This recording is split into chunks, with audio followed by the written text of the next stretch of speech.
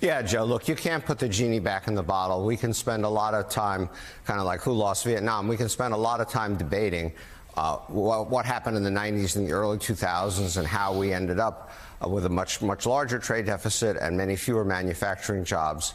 But what's done is done, and now we are where we are, and the question is, where do we go from here?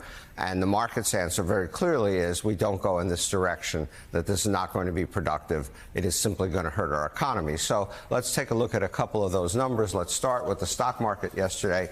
We talked about the almost 5% drop. This is actually $5 trillion of wealth lost since the inauguration. The stock market had already been starting to go down as people got more and more nervous about what Trump was or wasn't going to do. So a huge drop. But here's what's actually quite interesting. The stock market drop here was actually larger than the stock market drop in every other major index, every other major country. In Japan, it was down 2.8%. In Europe, it was down 2.6%. In the UK, just 1.6%, and in China, just 0.6%. So why is that? Trump thinks he's hurting all these people. He thinks everything is, a negotiation where somebody wins and somebody loses, and he thought he was the winner, and we turned out to be the loser. And the answer is because, based on a set of projections from the budget lab up in New Haven, we are the loser. The impact of this, the long-run impact on GDP of this, is actually going to be, projected anyway, to be worst on the U.S. of any other major country that we trade with, except for Canada. Canada has a special problem. They export a lot of oil to us. We are net oil exporters, but we do bring in some Canadian oil for complicated reasons I'll spare you. But essentially, they believe that we will have the worst economic impact. What actually could be positive in the UK, Trump's tariffs on the UK are only 10% among the lowest. The EU, a tenth of a percent, Mexico, a tenth, and so on.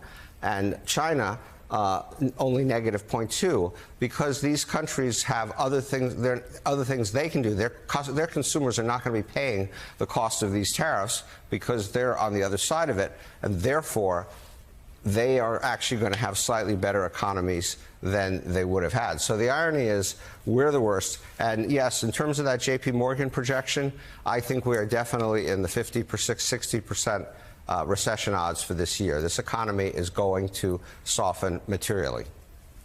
Yeah, Goldman Sachs bumped up their probability of a recession as well. Had been a long shot about a week ago, not so much now. Let's move to your second chart, Steve, putting this into some historical perspective. Yes, Democrats in the past have advocated for tariffs, targeted tariffs. Joe Biden had them in place as recently as a few months ago. But we've never seen anything quite like this. No, we haven't, Willie. And so since we're talking in history, well, I'll just start there a little bit. And you can see back in 1980, tariffs have been coming down for a long time, since World War II. But you can see in 1980, we have, a meaningful tariff rate. But then this is what Joe was talking about. All the trade agreements brought our tariff rate down to just around 2%. This circle is Trump-Biden. You can see Trump did some tariffs in his first term. Tariff rate went up a little bit. This is, for all of his talk in the first term, this is all that happened. Biden brought them down part way, and now we have this. And this, going across here, this is 1909.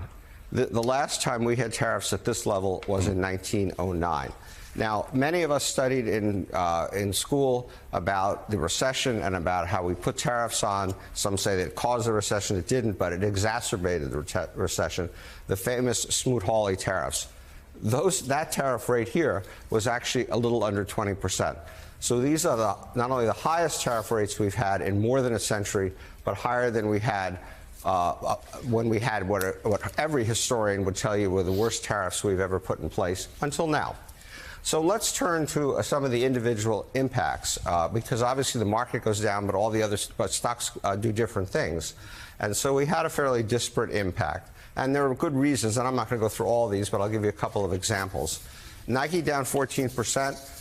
All of, I shouldn't say all, probably virtually all of their clothing and their shoes and their sneakers and so forth are made in Southeast Asia, which have some of the highest tariff rates, as we'll talk about in a minute. Boeing is a huge exporter of planes to other countries. Those countries can now buy Airbuses. Could be really bad for Boeing's business. Apple makes virtually every iPhone that they sell in China. 54% tariff coming into effect there. Amazon, you would be surprised at how many packages you order from Amazon that are actually shipped directly to you from somewhere overseas where they're made, and a high tariff will now be paid. JP Morgan, the banks could be facing pressure for another reason, and so on and so forth. I'll just mention quickly down here, Walmart and Costco. Why did they do comparatively well? Because they have such buying power that they are likely to be able to hold down their price increases and take market share from other retailers. All right, let's move to your last chart, Steve, and it's time for a little math, because the Trump administration has been selling some of the numbers he put up as tariffs that these other countries, including allies, have placed on us, when really it's just kind of a trade deficit that they used funky math to come up with. So help our viewers understand the numbers that the administration is presenting. Well, I'm going to do my best to help, but their math would not get them through math class either. The economics wouldn't get through economics class. The math isn't going to get through math class. But let's talk about what they did. So first of all, just to put some stark numbers next to it, you can see these are our top trading partners. And what the tariff rates are going to be. European 20%. China is actually now 54% because he added 20% earlier in the year, so that gets up to 54. Japan 24, South Korea 25, Taiwan 32. You'll notice China, Mexico, and Canada are not on here because he did separate deals with them also, and they will pay some tariffs, but he does have that trade agreement he negotiated with them before. But one of the points I want to make is that some of the highest tariff rates, the way he did this, and I'll explain that in just one second, some of the highest tariff rates are under some of the poorest, most struggling countries in the world. And so Bangladesh is now going to pay a 37% tariff rate on stuff they sell to us. South Africa, 30%, and so on. So this is going to cut our purchases from these countries dramatically. It is going to hurt these countries' economies dramatically. It is not just bad economics, it's bad foreign policy, and it's inhumane. So you ask, how do they calculate it? I'm sure everybody has seen this formula before. I'm joking. And I'm not going to go through it all, but we got a lot of Greek letters here. We got epsilon, we got phi, we got all this stuff. But basically, Willie, it comes down to what you just said. The way they think about this, they think that if there is a trade deficit, then by definition, the other country is manipulating trade, and therefore they have to they calculate the tariff based on the size of the trade deficit relative to how much they send us. So the bigger the trade deficit relative to what they send us, the higher the tariffs. It makes no sense. It doesn't. It's not. You're not going to find an economics professor on the planet who's going to tell you this is the right way to look at it. But it's emblematic of the whole mess they've created. Well, and that thing to your right makes no sense to me. In fact, it scares me greatly. Please, let's not talk about it again. Math formulas. Ugh.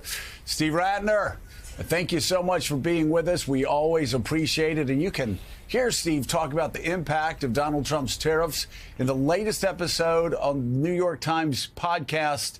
The opinions are, of course, you can watch these segments on YouTube. I mean, we're finding out these Ratner's segments on YouTube. Willie, sometimes 1 million views. Like this guy, he's sort of, it's like what Justin Bieber was doing at the beginning of his career. This kid Ratner has a future. So